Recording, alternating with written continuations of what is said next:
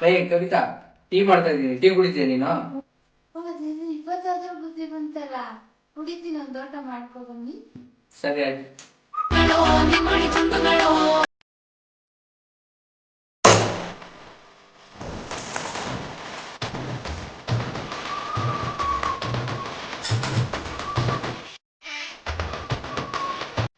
ಕವಿತಾ, ಸಕ್ಕರೆ ಎಲ್ಲೇ ಇದೆ?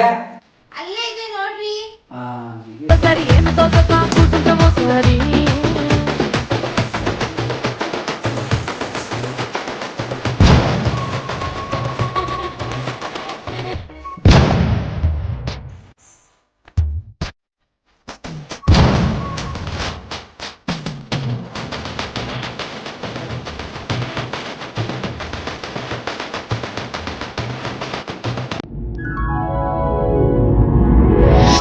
₹100 ಇದ್ರೆ ಕೂಡ ಇಲ್ಲ ರೀ ನನ್ನ ಹತ್ರ.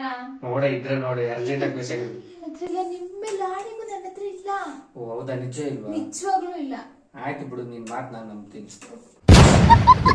ದೇವ್ರೆ, ನನ್ನ ಮೇಲೆ ಆಣೆ ಎಲ್ಲ ಮಾಡ್ದಲ್ಲೇ.